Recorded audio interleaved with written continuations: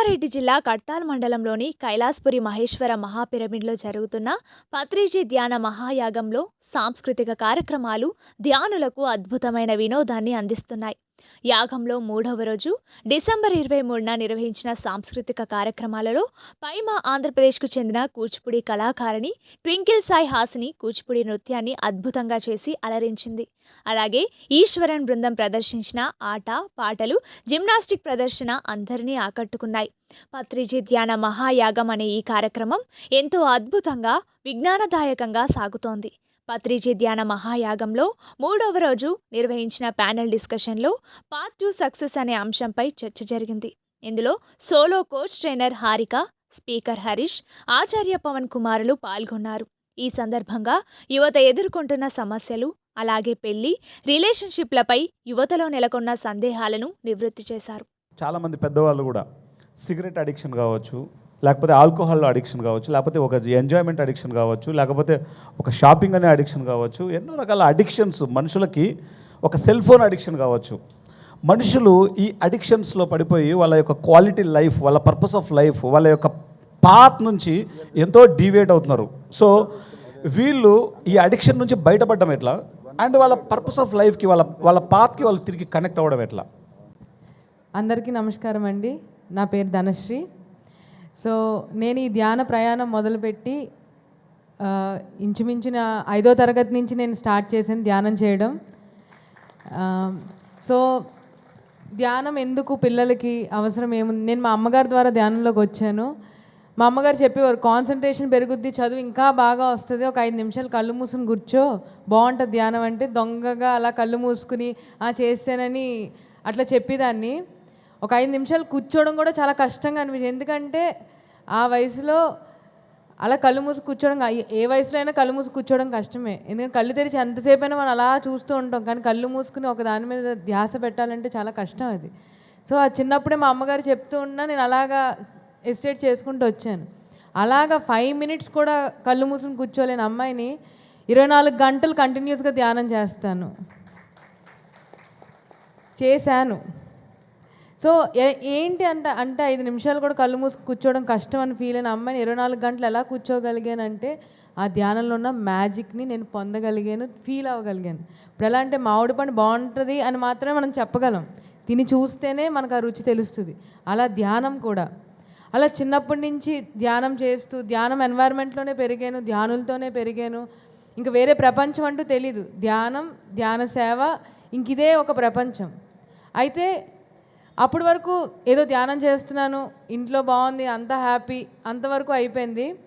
ఎప్పుడైతే సార్ పైమా బాధ్యత నాకు ఇచ్చారో అప్పటి నుంచి అసలైన టీచింగ్స్, లెర్నింగ్స్ అనేవి మొదలయ్యాయి. అంటే నేను చాలా కామ్ అనమాట, మాట్లాడడం భయం, నాకు అన్నిటికీ భయపడుతూనే ఉన్నాను. ఈ ధ్యానం చేసిన భయాలు చాలా ఉన్నాయన్నమాట. సో ఎప్పుడైతే నేను సేవ చేయడం, పైమా ద్వారా నేను సేవ చేయడం స్టార్ట్ చేశానో, 0 నుంచి హీరోలా ట్రాన్స్ఫర్ అయ్యాను బికాస్ ఆఫ్ సేవ.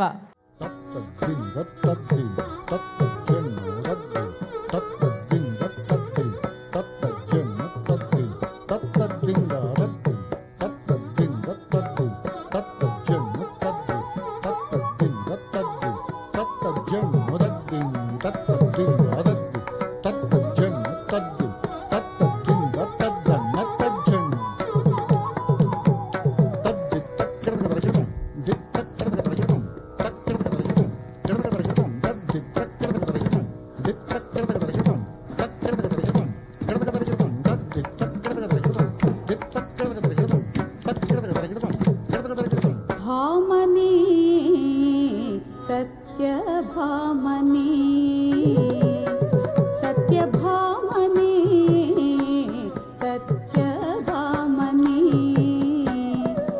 సత్యభామని సత్యభామని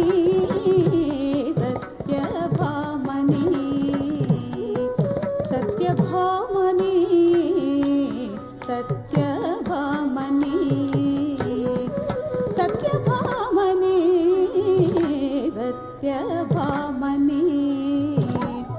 సత్యభామని సత్యభామని సత్యభామని సత్యభామని సత్యభామని సత్యభామని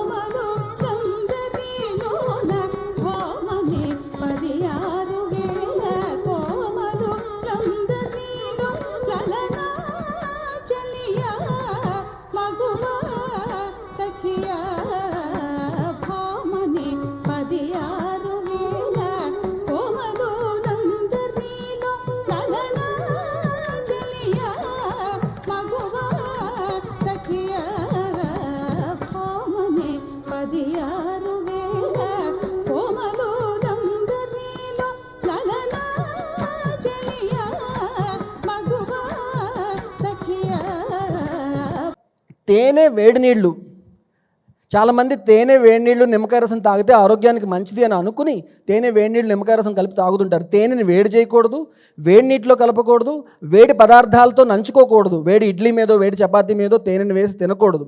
తేనెని వేడి చేయడం ద్వారా దాని స్ట్రక్చరల్ చేంజెస్ రావడం ద్వారా హానికరమైనటువంటి మార్పులు కెమికల్గా జరుగుతున్నాయి. కాబట్టి అలా చేయడం, ఈవెన్ ప్యూరిఫై చేయడానికి కూడా తేనెని వేడి చేసి ప్యూరిఫై చేసేవారు ఇదివరకు. అలా చేయకూడదు. ఈ రోజున మనకి రా హనీ అని దొరుకుతుంది, డైరెక్ట్గా అలా పిండి తీసిన హనీ అనమాట. అటువంటి హనీని మాత్రమే వేడి చేయకుండా తీసుకోవాలి. వేడి నీళ్ళు చాలా మంచివే, తేనె చాలా మంచిదే. ఇవన్నీ ఎందుకు అనేది డీటెయిల్గా మేము ఏదైతే 7 రోజుల ఆయుర్వేద యోగ శిక్షణ సప్తాహం అనే 7 రోజుల ఉచిత శిబిరం నడుపుతామో అందులో చాలా డీటెయిల్గా సైంటిఫిక్ రీజన్స్తో సహా ఎక్స్ప్లెయిన్ చేస్తాం. మీకు జస్ట్ ఒక గ్లింప్స్ ఇస్తున్నాను అనమాట. ఇలాంటివి 19 బ్యాడ్ కాంబినేషన్స్ ఉన్నాయి. సుమారు 1000కి పైగా ఎగ్జాంపుల్స్ ఉన్నాయి. మనం తినేటువంటి వాటిల్లో కలుపుతున్నటువంటి 2-3 పదార్థాలని కలపకూడనటువంటివి. Cooked food and uncooked food, వండిన పదార్థాలు వండని పదార్థాలు కలిపి తీసుకున్నప్పుడు చాలా చాలా ఇబ్బంది పడుతుంది శరీరం. వండిన పదార్థాలని అరిగించుకోవడానికి కావాల్సిన డైజెస్టివ్ జ్యూసెస్ వేరేగా ఉంటాయి, వండని పదార్థాలను అరిగించుకోవడానికి కావాల్సిన డైజెస్టివ్ జ్యూసెస్ వేరేగా ఉంటాయి. రెండింటిని మిక్స్ చేసినప్పుడు ఒకటి అరుగుతుంది, ఒకటి అరగదు, దానివల్ల టాక్సిన్స్ తయారవుతాయి. అలాగే చల్లటి పదార్థాలు వేడి పదార్థాలు, హాట్ బిర్యానీతో chilled coke bad combination. Hot tea తాగే ముందు కోల్డ్ వాటర్ తాగేసి వేడి టీ తాగారు, బ్యాడ్ కాంబినేషన్. ఎక్స్ట్రీమ్ టెంపరేచర్స్ ఉన్నటువంటి 2 పదార్థాలని కలిపి తీసుకోకూడదు. ఇలా చెప్పాను కదా, సుమారు 1000కి పైగా ఎగ్జాంపుల్స్ ఉన్నాయి.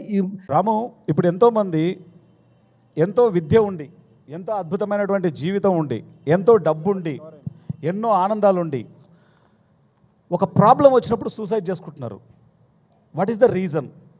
దాని నుంచి ఈ ఆత్మహత్య చేసుకోవాలి అనేటువంటి ధోరణి నుంచి బయటపడాలంటే అటువంటి ఆలోచనలు, అటువంటి భావావేశాలు కలిగినటువంటి వ్యక్తులు ఏం చేయాలి? వాళ్ళు ఎటువంటి ప్రాక్టీసెస్ చేయాలి? చాలా మంచి క్వశ్చన్. ఎందుకంటే ఇప్పుడున్నటువంటి యూత్కి చిన్న ప్రాబ్లం వస్తేనే సూసైడ్, తర్వాత సైకలాజికల్గా ప్రాబ్లమ్స్ చాలా వస్తున్నాయి. ఇప్పుడున్నటువంటి టెక్నాలజీ యుగంలో వితిన్ సెకండ్లో ఇన్ఫర్మేషన్ మన దగ్గరకు వచ్చి మన మైండ్లోకి విపరీతమైనటువంటి ఎమోషన్స్ అంతా కూడా డంప్ అయిపోయి ఎమోషనల్ ఇంబ్యాలెన్స్ అవుతుంది. ఫస్ట్ పాయింట్ ఎందుకు వస్తుంది అంటే, లోపల వచ్చే ఎమోషన్ని కంట్రోల్ చేయలేక వీఆర్ ట్రయింగ్ టు ఎస్కేప్ కావాలంటే ఏం చేయాలా? ఇంకెక్కడికి పోలేము, చచ్చిపోతే అయిపోతుంది కదా, ఈ ప్రాబ్లమ్స్ అన్నీ పోతాయి కదా అనుకుంటున్నారు.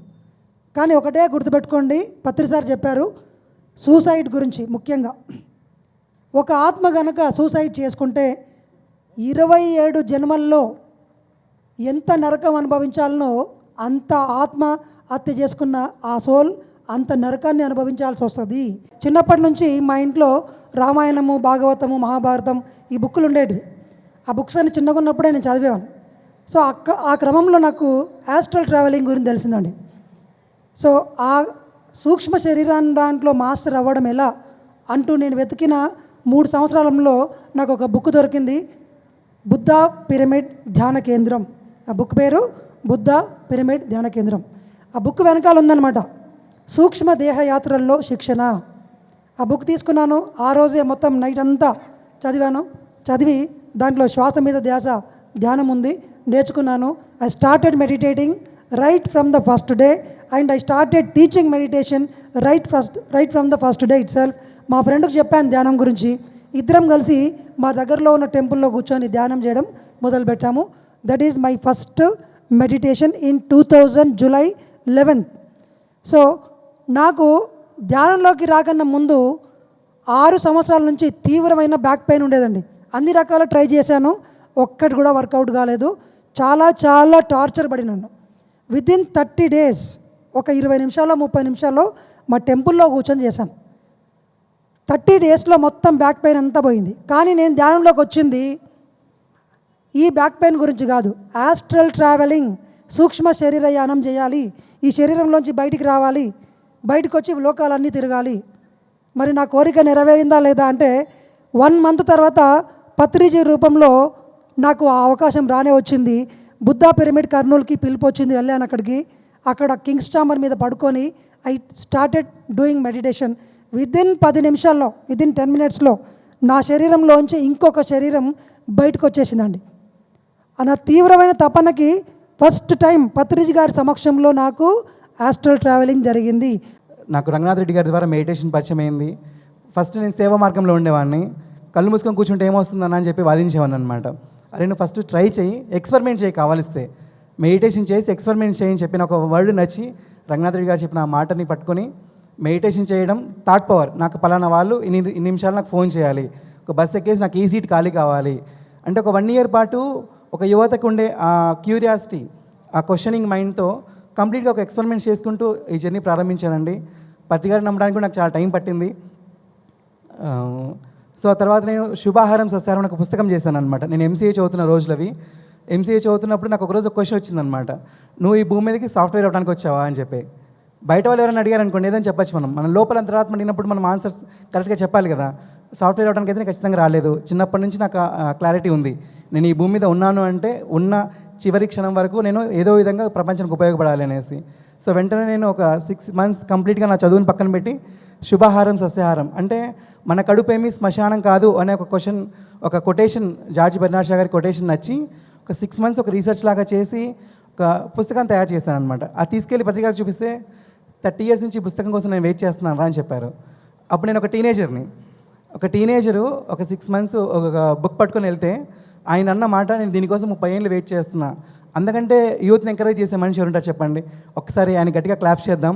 ఎందుకంటే ఇవాళ మన సొసైటీలో ఎక్కడ ర్యాలీలు జరిగినా నేను స్వయంగా కొన్ని లక్షల పాంప్లెట్లు, A4 size పాంప్లెట్ కొన్ని లక్షల పాంప్లెట్లు పంచిపెట్టి ఎన్నో ర్యాలీస్ చేసాం. 40 days నిరవధికంగా ర్యాలీస్ చేసాం. శుభాహారం సస్యాహారం అనే ఒక పుస్తకాన్ని ఒక 3 languagesలో చేసాం. ఒక 30,000కి పైగా ఆ బుక్స్ ప్రింట్ చేసాం. మ్యాక్సిమం అన్ని ఫ్రీగానే పంచిపెట్టాం మనం. ఇవాళ ఎక్కడ శాకాహారం పైన ఒక మ్యాటర్ ఉంది అన్న ఆ పుస్తకం నుంచే ఉంటుందన్నమాట.